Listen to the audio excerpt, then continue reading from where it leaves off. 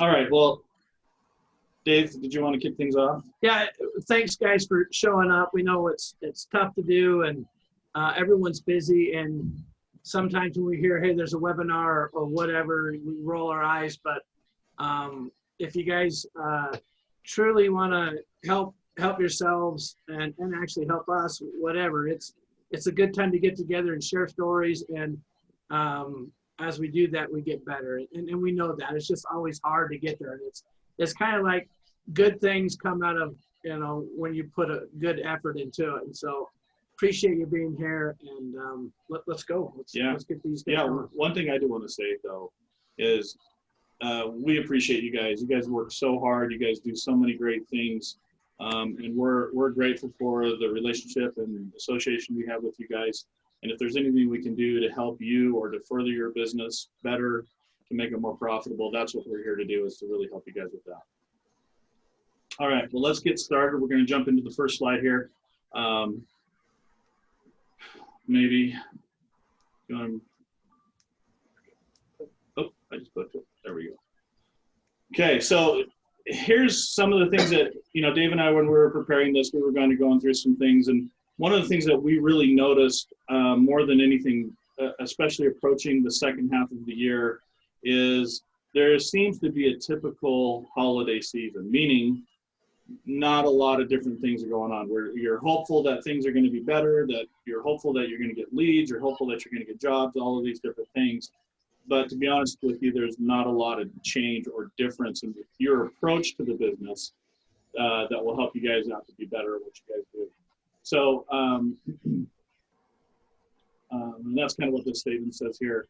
But what we've kind of noticed is that as you get into the holiday season, tell me if I'm wrong here, Dave, but we notice that owners begin to panic a little bit. They kind of like start freaking out. Oh, I'm not getting as many leads. I'm not getting as many jobs. I don't have the revenue. And I mean, the panic is justified, right? Because you're not getting as many leads and jobs that you would normally get. And so how does that work? And how do you guys make it so that it's better? Those are kind of some of the things that we want to talk about. And maybe Dave, maybe you can talk about some of the things that we've noticed when they start panicking. Yeah. So one of the first things that you start to think, or and hopefully you've changed this, but if you haven't, you just start to get that panicky feeling like, okay, the holidays are coming up, means that we're going to have less jobs, and like you said, the leads and everything. And so we just kind of hunker down and want to hibernate and then come out in March. Yeah. And we don't want you to do that. We want you to be ready for it. So one of the first things that franchisees or just business owners in general, they'll think, okay, if I stop my advertising, then I'll at least have some money sitting in the bank at the end of this. So that's one of the first things to do, to cut their marketing. Another thing that they'll do is, trying to click here, is they'll start to give discounts, but deep discounts, because you get a little nervous. So rather than maybe a 5% off or whatever, let's say it's a $5,000 job, I've heard guys dropping down to $3,500 just to get something on the books. And so that is not good business. So we want to help you figure out how to get away from that. And then we'll stretch jobs. We'll say, okay, well, we only have 3 jobs for the month or 4 jobs. So let's just stretch them out. So that way, at least the guys have something to do. We have some money coming in. It's going to hurt us, but we'll just stretch it out. And we just don't want that to happen. And then what happens is we start to get stressed. You guys start to get stressed because there's not money coming in. Your employees, believe it or not, they can see it when you're stressed. Even customers, right? Yeah, and customers can see that. So you'll start to have a tough time, maybe closing jobs or whatever. But we want to get away from being stressed about it. Okay. That's what. Yeah. Budgeting. Yeah. So we also get away from things if you're used to doing things like budgeting or forecasting and things like that. We tend to kind of lose sight of those things because, all hands on deck, right? We're trying to make some money that month, and we just get away from some of the best practices out there. Yep. So what are some of the results that happen? We lose our marketing momentum. I've got some great graphics we're going to show you in a little bit. of the downfalls and things that happen when when you start cutting your marketing, when you start doing things that adjust or affect that marketing outcome. You're going to have increased expenses by doing this. So not only are you stretching jobs or not getting as many jobs, you spend more money on payroll. You start spending more money on different things to do that. And instead of spending it in areas where you could maybe make some more money back, it just becomes more of a lost expense. And you know, the sad part is that employees sense this. The culture of your business deteriorates. People start looking at other jobs. They don't want to come to a work where they feel like they're a boss and the environment is stressful and things like that. And so the culture starts to change. And we're going to talk somewhat about that today too. And more than anything else, you start losing money. And that's kind of the tough one, is we're in business to make money. And we're not here to give it away or to pay people and not pay ourselves. And so we need to find a way. And that's kind of why we asked the question at the beginning. You know, we see things happening, but they're not changing. And so how do we make things change so that you can be more profitable? We're going to have a discussion about these things. We're going to present some facts and some data and some things that I think that might help you out. But what we really want to do is we want to get some of your feedback. And more importantly, what we want to do is we want to get your commitment around this kind of stuff, because this kind of stuff is really important for you to start doing. All right. So let's go ahead and pull this up. So if the same result happens each year, why do we do the same thing, right? That's the real question. And so what we're really looking for here is for you to glean some new ideas, some new things, something that you're going to make a commitment around to really make a difference or a change within your business, so that you see better results this year than you have in the past. I mean, Dave, this is a weird year. COVID, all the different things. Yep. But what it's really taught us is that there's still great opportunity out there. There's people who are buying from us right now. Most franchise owners that I talk to are busy. And we can see from indicators and different things that we look at, research, that the second half of this year should be a fairly strong year. There's going to be people out there who are going to be spending money. And so you have to be in a position where you can capitalize on that opportunity. So one thing we wanted to ask them is, yeah, what are you guys, is there anything different that you guys are going to do for this year, or are you just kind of doing the same thing? Yeah, we're opening it up. What do you guys think? Have you guys had any discussions or anything that you're going to do differently? I'll bet Adam has talked about this. No. No, as far as what? So as far as marketing differently this year, or no, just anything. Your whole Yeah. Your whole approach to the year. No. So whole approach to the year has been a little bit different than normal, but fairly similar. Yeah, we dodged the COVID issues and we were forced to shut down for 6 weeks. But during that time frame, we kept our follow-ups going and virtual estimates and all that. So we came back and we're slammed. So we're still growing. We're about to move into a new shop, get another van, hire more people, all of that. But with that, one thing we didn't do when we had to shut down those, we didn't stop our digital marketing, because we still wanted those customers to come in. And we do the same thing in the winter. Yeah, not as many people bite, and sometimes we even ramp up our ad spend during that time frame, and maybe not get quite as good an ROI, but at least keeps jobs flowing. We've done that the last couple of years, and we went from the beginning of the business where winter sucks. January, February we're dry. We're eating beans and rice. That's all we can afford. And then the last couple of years, though, we've been having fantastic January, Februarys, and no layoffs for the past 3 years and all that. So you can't just stop that marketing. Even if you're slammed and busy, you got to keep it going. Yeah, absolutely. And I would also bet that you have changed some other things within your business. So maybe you kept your marketing going, but you talked about adding a van and some employees and different things like that. It's actually part of a bigger plan to really try to capitalize on the business and keep that momentum going through the holidays. And that's kind of what we're talking about here today, is we want to really try to talk about things that are going to help you keep that momentum going and keep the holidays busier for you guys. So a quick question for you guys that's on your screen here. Did you know that when you bought the franchise, you'd be doing everything?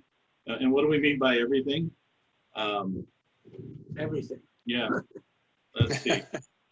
Gary. What are some of the things you're going to do? You're CEO, marketing, data entry. I mean, there's a ton of different things you're going to do. And it can be, and in fact, you may be in business. There might be a couple of you that's only been in business for a couple of years, or this might be your first year. But for those of you who've been around for a while with business in general, you know that all these things are super important. And the problem is when you're doing all of them, you start to struggle a little bit, and you get distracted, and you're not able to focus. And so we want to make sure that take a step back for a second, even though, we can't see Christmas trees out there and stuff like that. We want to make sure that you're getting ready for this last little bit of the holiday season. Hopefully you can get some help with these things, but step back and let's focus on that. Yeah. I mean, there's so many things here that can distract your attention. That what we want to do is we want to try to focus on some things that will help you to get through the holiday season a little bit less unscathed than maybe you have in the past. And in fact, maybe come across with a greater momentum so that when you hit 2021, you're actually hitting the ground running. We've actually got some great data that we want to share with you that's going to kind of show you some of those things that will help you to try to prepare now for things that are going to be coming up. All right, well, let's get on with this. So let's talk about this ramping up part. And when we say we're ramping up for the holiday season, we're actually talking about putting together a plan. And we're not talking about writing like a 300-page business plan or pro forma or anything like that. We're talking about just taking a couple of quick ideas of things that can be done differently that could actually give you exponential better results than what you've had in the past. And so we want to kind of go through some of those. These 4 things that we're going to connect with you here are your 4 KPIs that are most important to your business.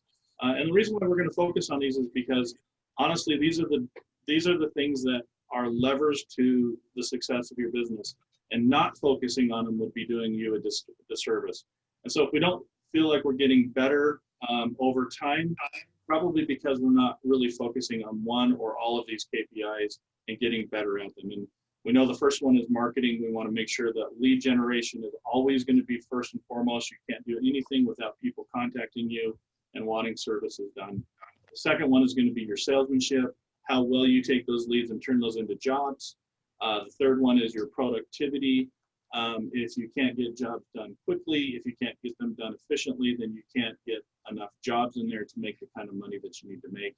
The final one is that we want to make sure that you have a good system of expense management. So I always think of that as the defense rather than the offense of your business. Playing good defense helps you retain more of those profits and more of that money. So we're gonna take a little bit of time on each one of these 4 things here and talk about them and share some stats and some data with you, and hopefully some of these things will help you. Hopefully they'll spark some thinking, and we'll be able to come up with some things, and maybe we'll work one-on-one with some of these things together to try to make some of these things happen with you and your business. Awesome. So let's move on. So let's talk about marketing for just a few minutes. Some key talking points that we want to run with you quickly is you need to keep, Adam said it better than we probably could have said it. He kept his marketing going even through slower times. And the reason why he did that was not necessarily to get more jobs, which that did result in that. But what it did is it kept his marketing momentum going. It kept him in the eyes of Google as a stable, good business. And so when Google sees that kind of stuff, they're going to actually place your ads and your information higher and in better places so that your customers can see you better. When you start cutting or moving your marketing up and down and doing different things with it, it signals something to Google that allows them to say, all right, well, they're not as stable as, say, this company, and we're going to give preferential treatment to this company instead. So we want to make sure that you understand that that's the reason why we say what we say. It's not necessarily because we're looking for a steady income in our business. We're looking for you to have steady income, and the way we do that is to have you established with Google as a stable company. And so your marketing company also plays a huge role in this. they have to know how to place those ads. They have to know how to work with Google and different things like that. And so one of the things that we would ask you to do is, if you're not with Hubsuite with us, to work with your marketing company and make sure that they have the ability to be able to do what we're talking about here today, because that's going to be very vital for you going into the Christmas season. We would recommend that you run through the Christmas season, especially in 2020, some ads and promos. And so that's obviously working with your marketing company to get something done. One of the things, and it says in this bottom line here, if you're a client with us, we're going to be reaching out to you within the next week or two to set you up with a free marketing plan that will be designed to help increase business through the holiday season, through some of the different ads and promos that we can run with you. So we will be setting up some times with you to do that. If you're not with us and you want more information, we're more than happy to give that to you.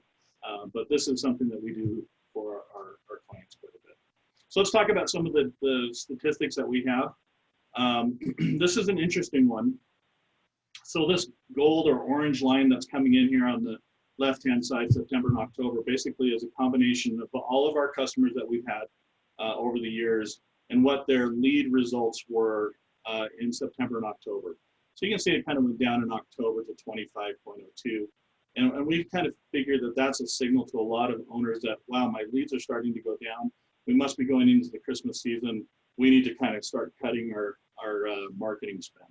And so in November, you see there's two lines. The red line is those that cut their marketing and how many leads they averaged each month, versus the blue line, which is people who kept their marketing going and how many leads that they averaged through that time. And you can see even in December and January, things are starting to go up. And we want to make sure that you guys understand that that's what we're talking about when we're talking about momentum. If you cut your advertising and you're on the red line, and you come out of February and you're averaging 11 to 15 or so leads, think how much more effort you have to put into this to get it up to the 30 to 40 to 50 leads every month that you need to get. It's a huge jump at that point in time. And that's why the momentum is so important. When you're now on the blue line, it's a much easier thing for you to do. And so you can see visually here why it's important to keep that momentum going and to be prepared through the holidays to keep that going so that you don't lose out on any opportunities. Especially this year, there's going to be people buying things. You need to be seen. You need to be out there, right? Yeah, more and more people have been online, using their tablets, everything from home than ever before. So that's right. You definitely don't want to lose that audience. Yep. This next graph is interesting as well. And you can see these are average events based on quarters. You can see quarters 3 and 4, and these are our numbers from our company, how many leads that we produce based on what your ad budget is. And you can see along the bottom line there, it starts at 0 and goes up to 1,000. And so on average, how many leads are produced with a certain ad budget? And so you can see in quarters 3 and 4, that number is still going up. We're still getting more and more leads. It's still growing. It's not going down. It's not going flat. It's still increasing. So we want you guys to know that there's still a lot of traffic, still a lot of leads that are to be had during those times. The one thing that I will show you that I think is really cool is quarter 1 and 2. You can see at about that $800 mark, there's this huge hockey stick that goes up. And that is where most people with their ad budgets are finding that they get a huge increase in their leads. I thought that was a very cool number, because it really does show that if you're looking for more leads, these are the averages that you're going to get through those different quarters. So anyway, any questions with that? Nope. Okay. And so what we wrote on the right-hand side there is leads do increase during this time. If your sales and revenue start to drop off, it could be something else. It could be something for due to salesmanship. And so we don't want you to always kind of fall back on the excuse or the reason that you're not getting as much revenue is because you're not getting enough leads. It's most likely going to be that there's another dynamic. People are stressed, you're stressed, whatever it may be during that time. It's harder to close a deal because of that. And so there's got to be some things that we can do to do that. So if you don't have any questions about some of these marketing statistics, I'd like to move on to the sales portion of it and talk a little bit more about what our sales approach should look like through the holidays. Any questions, concerns about some of these numbers? Pretty interesting though, right? Wouldn't you agree? And somebody Yes. give me a thumbs up. There we go. Abraham, Adam, nice. Thank you. All right, so let's go ahead and move on to this next slide, and let's talk a little bit about salesmanship, because this, to me, as long as you have good marketing going, you got a good marketing company working for you, the leads are going to be there for you. Now it's got to be a matter of taking advantage of those leads. All right, so sales strategy. So Dave, what have you noticed out there about our clients and some of the things that they do? Can we move that? I can't, Yeah. So I about can't see no, the wall the wall of people. of. Sorry All I about see is Adam's big head. that. He doesn't have a big head. Thank goodness Eric's not with you. Yeah. So He'll be in here shortly. I can have him join in. So some of the things that I think are kind of important here. Yeah. Go ahead, Dave. Yeah. So think about the times that you guys are busy, leads are flowing in. It seems like you're closing everything. Number one, you have confidence. And if you, when you're selling with confidence, you all know that you're closing deals. Okay. If we lose that confidence, our closing rate, it just drops considerably. So we got to make sure that we're staying confident no matter what it is. I don't know, maybe you guys take a picture of yourself when, you know, you're closing everything and then bring that picture up, I guess, and Yeah. when things may slow down, just remind yourself, hey, we're a good company. We work, we have, you know, what, the largest franchise system in the world as far as spraying cabinets and working on floors. We've got great support there at Harris Research. You know, we have a fantastic team. You definitely don't, you know, you don't want to be out there spraying yourself. You want your team doing it. So remember how important they are. So that's one of the main things. Make sure you have confidence. Yeah. So Adam, I had a conversation with Adam. That's kind of the reason why I know this, but he was telling me about their confidence in going into sale. Can you tell us a little bit about what you guys do? Well, I can talk about the confidence. I don't know about what we do, but through the years, we've seen it through, we have 5 different people that could possibly do sales. We have 2 of them that are the majority, but a couple that can pick up the slack as we need it. But there are times, you know, when it's tough and you going out in a day and you're not booking anything and nobody's biting and they're tough estimates. I mean, it just kicks you down. And so when you go into these estimates after that, it's like, you know, blood in the water. People can smell it. And so they're not as confident with your job. But when you go in with confidence, they feel that, they see that. And so you're more likely to book. Part of that is too, even if we have an opening, say the next day or the day after, don't ever tell your customer that, because then they think, oh, why are they open so soon? You know, it would be better to book it out a week later or something like that. But in our case, we've, over the last couple of years, we've been lucky. We've been staying booked out a month to 2 months. And when a customer wants it done and they see we're booked out and that we have multiple crews running, there's a confidence level that we can handle what they want. And so they'll wait for us. Yeah. That's right. Yeah, I remember I was trudging through the snow in January, feeling down in the dumps, and I was knocking on doors and giving people flyers. And this lady said, hey, come back. And she was like 2 houses down. I came back, gave her a bid. It was for $2,100. Back then, that was a lot of money. And she said, when can you start? And that was just like what Adam said. It's like, I didn't want to say I was available tomorrow. So I just threw this out. I was like, well, maybe if myself and a couple other guys, I can pull them off a couple jobs, because they have no idea how many people I have as a crew, right? Or how many crews I have. Maybe I can get everyone, you know, at least a handful of guys together. We can come tomorrow. And she just thought that was amazing. So anyway, yeah, you definitely want to make sure that you've got confidence. The other thing is sometimes if we're desperate, we'll get into that mode of doing the download. We're just saying, okay, we've got these fantastic cleaners and you know, the pH is this, and we've got this light speed thing, and And you know, when the light hits it, all these things connect, and they don't care. You know, you just want to make sure you avoid that download. Yeah, I was just gonna say something about that because think about this. These guys are spending tons of money through Christmas. They're gonna, when they're done with you, they're probably off to Best Buy or someplace else where they're gonna go spend some more money.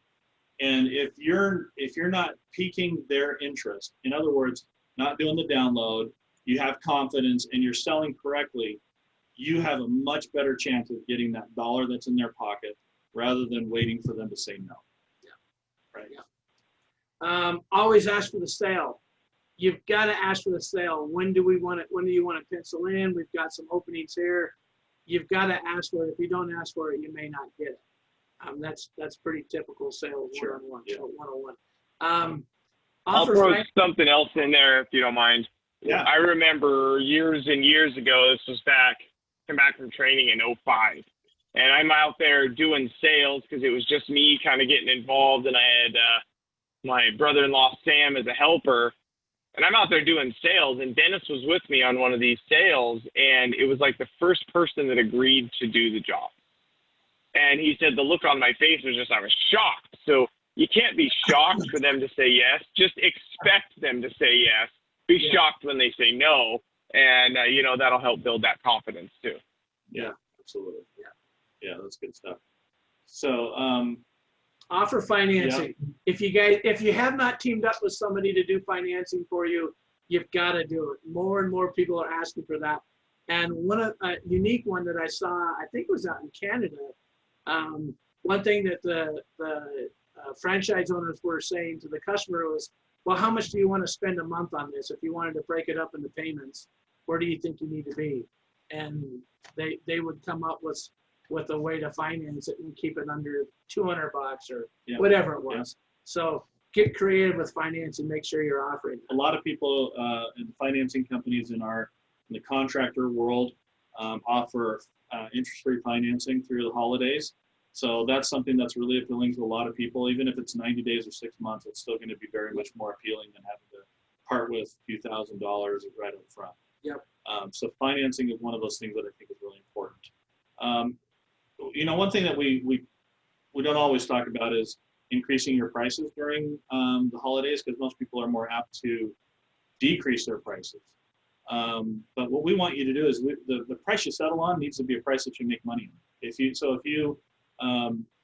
If you start off low and you go down from there, you're going to lose money no matter what. So you gotta keep that in mind, and maybe it's not increasing your prices and just staying steady at where you are, but keep in mind during the holiday seasons, people are looking for deals, especially this year. They're going to be looking for coupons. They're going to be looking for promos, whatever it's going to be. And if you're not in that world, they're probably not going to go with you. So I would be considering something like that. And when we talked about us putting together a Hubsuite plan for our clients, that's one of the things that we'll be doing is we'll be talking about doing some promos in those areas to get people's interest. Yep. Another thing that I think is super easy to do when you're out doing bids right now, late summer, it could be in the fall. If somebody can't afford it, or they're kind of balking at the price, find out a good price, or maybe meet them in the middle somewhere, or give them a discount, but tell them that deep discount has to happen in January. Okay. And so if you're willing to drop a price at a certain amount, tell them we can do it in January, get a down payment from them. And at least, the guys are busy. And before you know it, you'll get that, 3 or 4 jobs you need to have as a base. And then for sure, from now until the holidays, you're going to fill up a couple more jobs. And before you know it, you'll have a full schedule. Yeah, they can be your flexible, ace in the hole. So if something drops or something like that, if they're flexible, they're willing to take that lower, or you're willing to give them that lower price in lieu of being flexible, then we can plug them in something that's. So put them out in January right now, and before you know it, you'll start to fill up. Yeah. Guys, can I ask a quick question? Yeah. It's Mike. Has anybody offered, when it gets to a real tight money for customers, offer just painting one side of the doors opposed to both? I Any of your haven't thoughts? seen it. I don't know, franchisees, have you seen it? I've offered what I call a painter special, which Which is is? just one coat of paint and one coat of primer and one coat of finish, just to compete with some painters, but never one side of the door. Never one side. Has the one coat of paint shown through if you have a dark cherry cabinet you're doing or a door you're doing?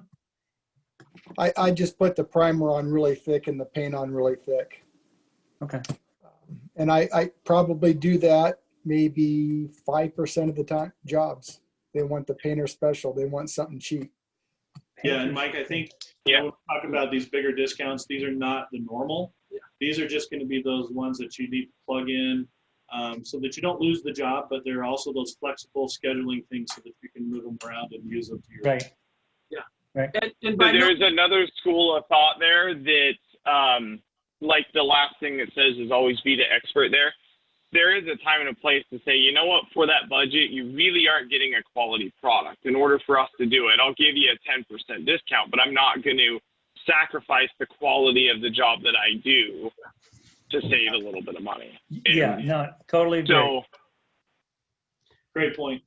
and by booking because into January, I'm not saying do that for everybody who wants it super cheap. Pick and choose. I used to do it for the widows or, single older people or, whatever. I try to find a hardship case. And you guys see them. You run into homes all the time. You're just like, man, I wish I could help them out, but there's just no way right now. If you can get those people, that's and don't get me wrong, we help out and we work in budgets and find solutions too. It's not that, but we don't want to sacrifice the quality of, our That's products and the brand by doing something. For instance, when we used to do color shifts by hand, coded colors all the time, we put a limit on 2 coats by hand. Because you start doing more than that, you get more and more of those imperfections. And even if that customer's okay with it, you do 4 or 5 coats and it looks streaky as hell. The neighbor comes in and goes, oh, that looks like garbage. I'm not hiring that company. And you don't want that. That's not the reputation you want. Yep. Right. Greg, a quick question for you on that painter special or painter discount. Do you have a sample of each? I don't. And Okay. to be honest with you, I think it was Adam that talked a little bit about the quality. I would imagine that 2/3 of the time we go ahead and just do our standard job because what he said is exactly correct. We want them to think they're getting a good deal because we might need to fill up some time, but I have a really you don't want to hard have to time come back not and redo doing a something. great job. Well, not only that, but you don't want somebody going to their house and they say, yeah, we had enhanced to this, and they go, well, that looks like crap. I could have done that. Yep. Agreed. Yeah. And that's, Greg, that's exactly what I was saying with working in people's budgets. We may Right. take, not nearly as much profit on that one, but, we're working in there and we're keeping the schedule full. Yeah, and I Right. think So I want it to look good, but I want them Mhm. to then show their neighbors and say, yeah, the guys did a painter special and they did a great job. And we don't really have customers often that discuss pricing. A couple times we have, so we can rebound from that pretty quickly, but it does give the guys work. I think only one time, if I can remember, have we ever done just one coat, but we did some pretty thick coats and we made sure that it was a good looking job. And again, like Dan said, it doesn't happen that often. I think maybe 5 times we've done it in 2 years. Yeah, I and the other part of that, understand. just keep in mind, all of these are important. Don't get lost on one of the aspects. The other one is, your pricing has to be profitable pricing. So if you price it where you're losing money, why would you do it? Yeah. Yeah. So The only time we really run into some real heavy budgets on the customer side are from any leads that come from Home Depot. Sure. Okay. And we're not really over concerned about those at this point. Good. Well, that's a great discussion that we're having on sales strategies. We can learn more about it, and obviously we want to learn some very specific things on how to talk and overcome objections and things like that. And those will be things that we'll offer in our next webinar that we'll be putting out. All right, so let's go ahead and move on here if I can. Let's talk about employee strategies for a little bit. And this is that productivity part of it. No additional costs due to stretching of jobs and overtime. You guys have got to draw the line in the sand. Those things will kill you, overtime especially. And when you talk about, hey, you know, I only got paid a certain amount of money. Well, guess how much money you paid your people if you're paying them overtime? That money, if you got your productivity to where it needs to be on a consistent basis, could end up more in your pocket than theirs. Not that you don't want to give them more money. That's not what I'm trying to say here. What I'm trying to say is that it helps your business to become more profitable, right? And then maintain or improve, what is that? The culture. Yeah, one of the things that I like working with Harry and Dan, one of the reasons is we do things. We have fun, you know, a quick bonus here and there. I remember we were doing something and Harry texted me and said, hey, you handed us a $100 bill and said, hey, you guys did a great job on this. So here's $100. And of course I go blow it on a pair of Jordans, you know.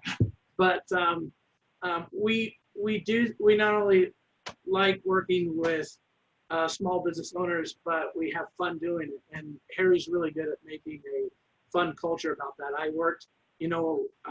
do not work at Harris Research anymore. And years ago, that culture changed for me.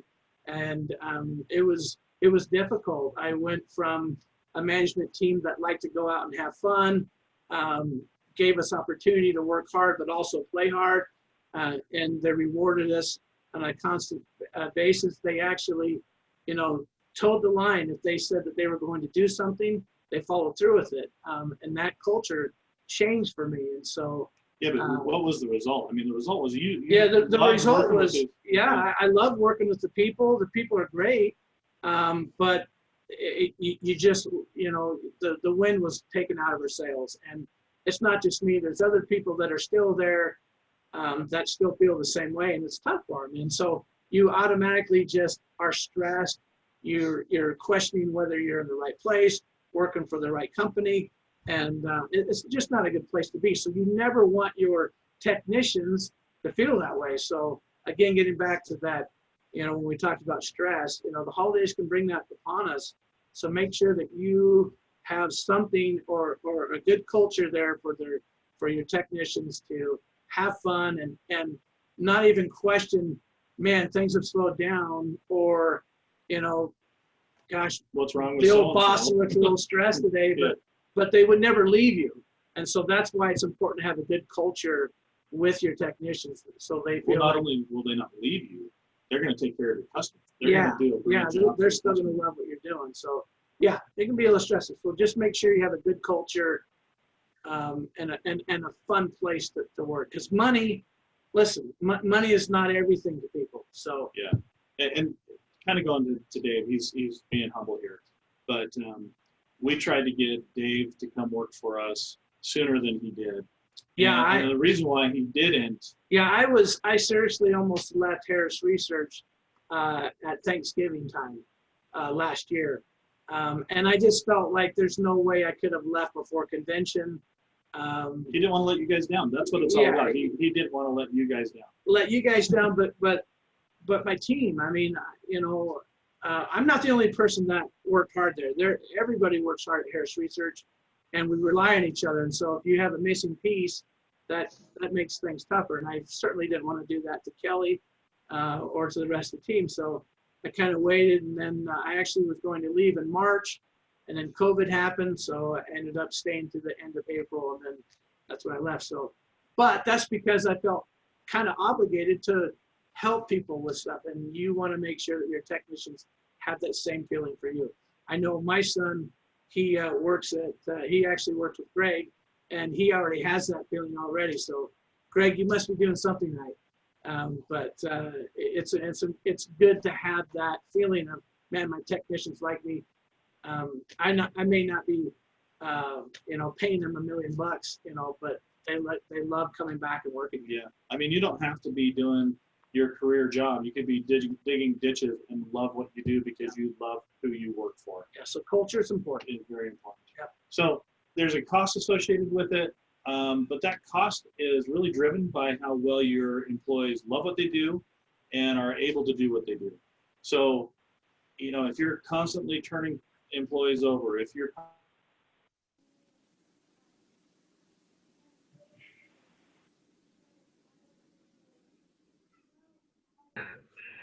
constantly not getting enough, you saw something in them, and for some reason you're not able to bring that out.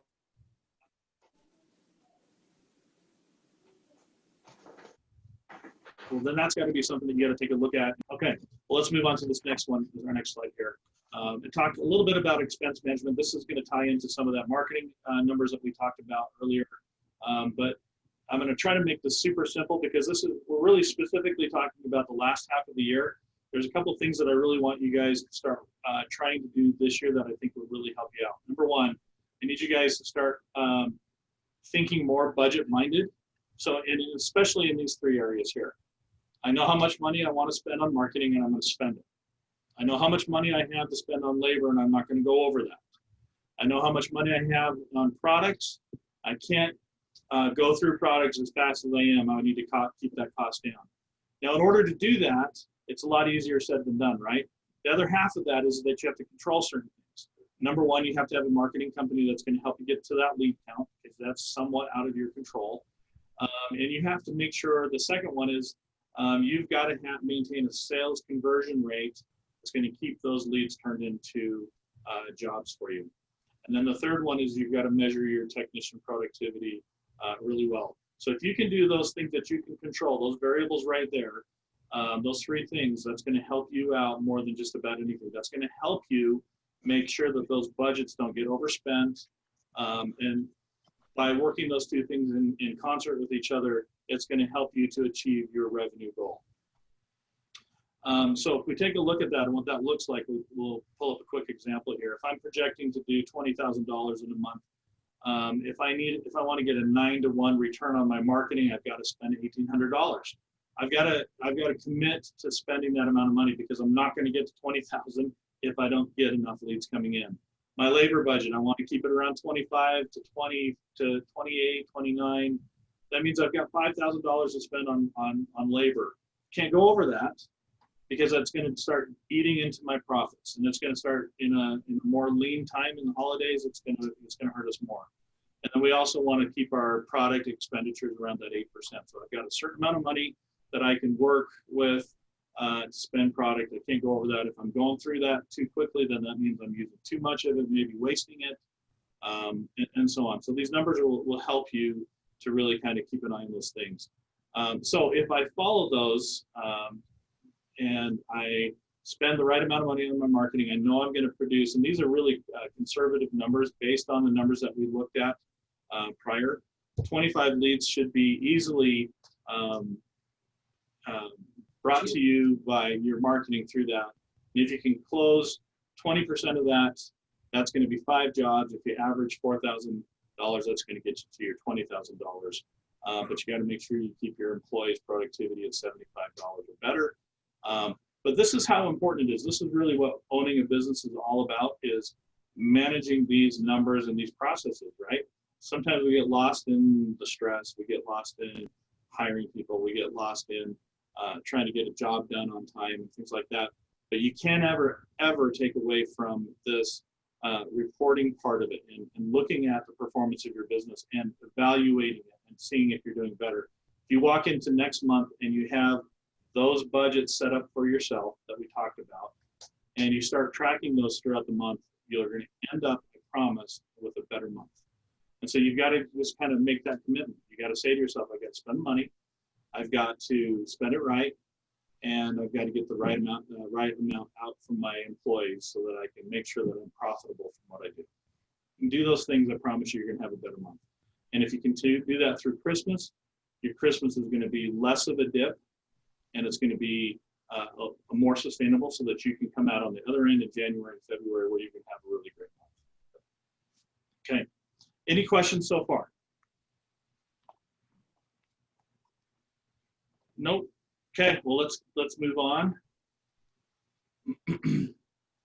So one quick thing that I want to show, and this is to do with our clients, but it's also for people that are not with Hubsuite. You know, plans would be better if there was more information. And did somebody say something? Yeah, I Nope. just had a quick question about the whole closing rate, because we find that Sure. we're hovering around the 8%, instead of the 20%. Okay. Just is that kind of just wanted to kind of get a feel for that. Is everyone pretty much at like 20% closing rate on that, or that's where we're struggling. Really, is our that percentage Yeah. right there. We're not Okay. the 20%. We're like 5%. Yeah, totally fair question. There's a wide range of people's performances out there, and I know a lot of you know what yours are. Some people are above 25%. We're finding that the average is probably between 15 and 20% right now. Some people are lower than that, but I would say that the average that I see with people that we work with, that they're between that 15 and 20%. And the question is if we're booking out like 2 months and we're like 8%, we book it, 20, trying to get to 20%. I'm just trying to figure out how to You're breaking it, Tom. I'm hearing every other word. Yeah, that's fine. I'll ask it later. We'll just continue on. I'm just curious. Okay. I think what you were asking is that you're booking and you're booked out through a couple of months and you're doing actually better revenue than you've done a lot of times. And if you increase your conversion rate, does that mean that I'm going to do more, or is that going to put more stress on me? And I think that that's when we start talking more about ramping up as far as employees, vans, things like that, because that's where you can create the capacity to do more work. Yeah. And that's really where that's at. It's not necessarily that you're not doing enough revenue, it's that you don't have enough capacity to do that. Okay.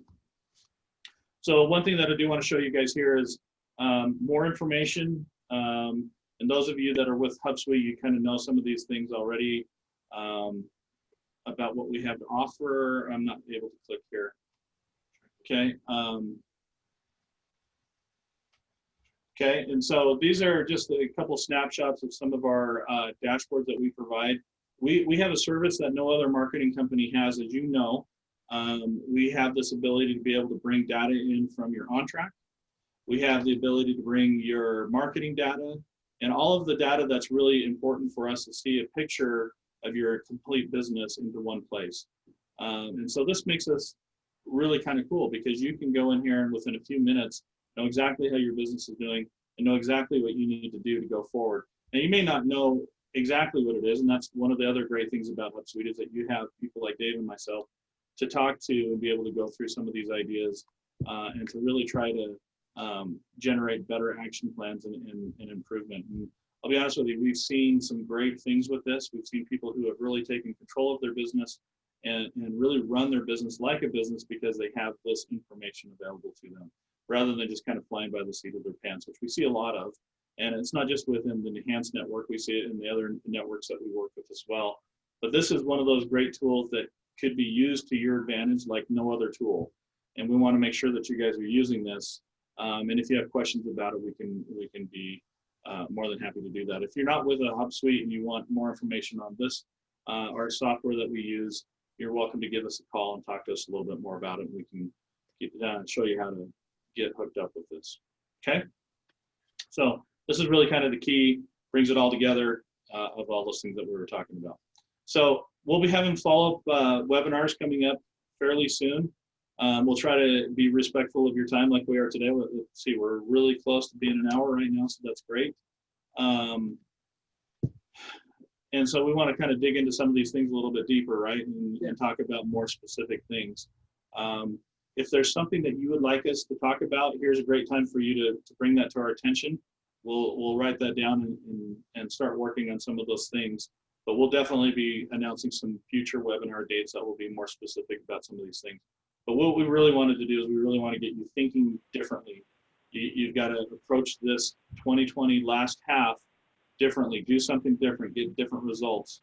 If you don't have different results and you didn't do anything differently, then that's just the way it is, right?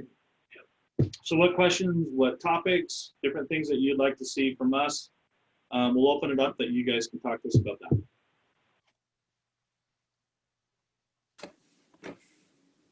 Hello, hello. Hello. Dan, Dave, Yeah. Tim here, Tulsa. Hey, Tim. Hey, Tim. Hey, it came in a little late, but the one thing that and maybe you talked about this, but I'm really, still struggle with is the efficiency. So productivity. Me and Dan, we've gone from 40s, 50s, 60s. We've had some 70s, but then we snap back to a 60 or 59, and I guess that'd be my big thing I'd want to look at is with Dave's expertise, just things that we could do because we've done it all, but I know there's a lot of things we can do to get better at efficiency in the job, and really kind of benchmarking others out there, and we've listened to a lot of stuff from Enhance and HRI, but I guess that's where I'm still struggling with. So Do you, the question you got to ask yourself, are all your employees or technicians, are they trained to handle everything?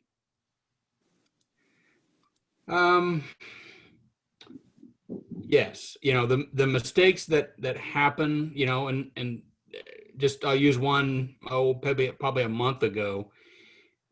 They missed spraying an entire section, very kind of small underneath, and I mean they just missed it. And there's Like two, a toe kick or something like that.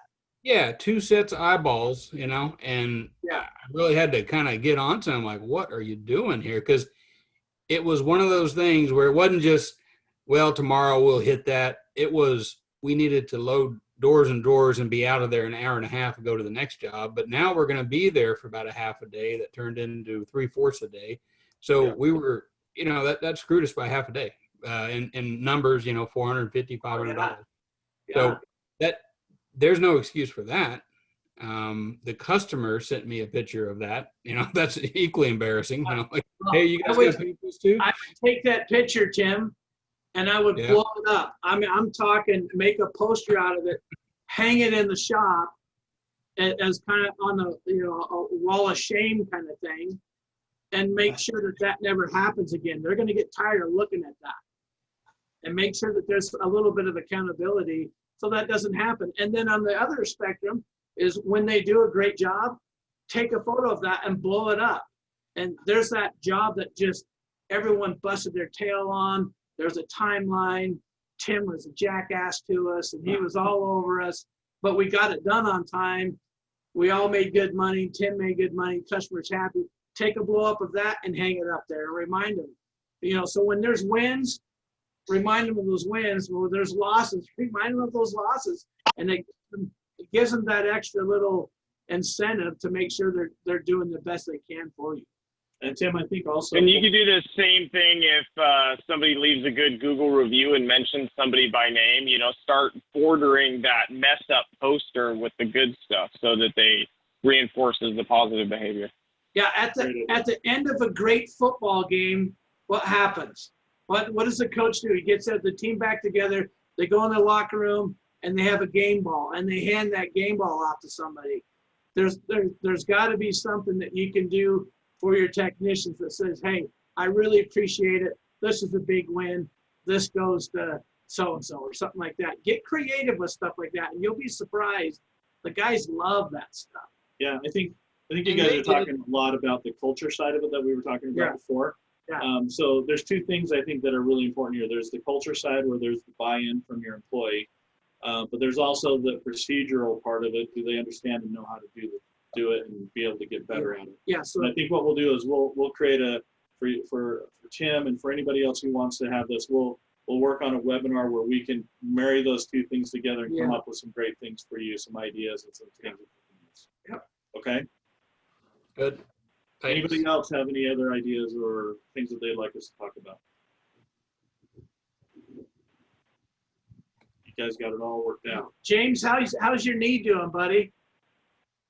Doctor released me to drive today. That's good. And I sold a job as a result of it. So one out of two is not bad, right? Nice. Good for you. It's good to see you, man. And I was just going to say, I'll remember that question I wanted to ask in about 10 minutes. Oh, yeah. Yeah. Well, that's right. fine. That's fine. Anybody else have anything you wanted to ask? Yeah, Dan and Dave, Scott here. Hey, Scott. Hey, Scott. If you guys could, just different types of closing. Like I said, I got sales experience, but I was selling the Navy. Now I'm selling a product, and my attitude has always been, we're asking for a lot of money. So I was kind of like never asking for the close and telling them I'm going to email you the estimate. And then I give them a call 3 days later, 4 days later. And that's when I'm asking if they're ready to book the job. So I'm leaving every estimate without trying to close. So if we could come up with something that teaches us different types of closes and different types of objection handling based on their response. If they're not ready to book, I think I could benefit from I think a something good like thing that would help you out, Scott, is being able to read the customer and know what type of a close you need to ask for. Because if you ask the same close for everybody, then that may not necessarily work. So you want to be able to tailor it to that customer. We can put together something for you. That'd be a good one to do, because I know everybody closes differently. So yeah. So something I would add to that that's not necessarily on how to ask for the sale or when to ask for the sale and all of that. Most contractors are, I'll get back to you with the bid. I'll get back to you with the bid. If you give them the bid before you leave the house, you're more likely to close that job. Yep. We've proven that over the years, over multiple different salespeople. We go in and we use computers. It goes right into OnTrack. We're emailing it to them and walking them through the bid right there before we leave the house. And so we can tackle any of those questions they're afraid to ask, when they get it emailed, and just ignore you. Yeah, that's a great point. Great point. I totally agree. Yeah, get it to them right then. Yep. Anything else? All right, guys. I'll tell you, we certainly appreciate you guys and all that you do, because we're nothing without you guys, right? And we want to make sure that you guys fully know and understand that we do appreciate all that you guys do and work out there. And if we're available and if you need something from us, we're going to do it for you the best that we possibly can. But and you guys have approved that to me. I really appreciate it. You guys have approved that to me as well. I really appreciate that. I was down with that knee replacement, and you guys, man, you just come up with all kinds of ideas, and that was really, really helpful, and I really appreciate it. Yeah, thank you. Thanks, buddy. Appreciate that. All right. Thanks, guys. If there's anything else that we can do for you, please let us know. We'll let you know when the next webinar is going to be. We'll be reaching out to our clients and within the next 2 weeks to be talking about the holiday marketing plan and going over that with you and getting that going for you guys. So great job. Appreciate you guys being here. Thanks again.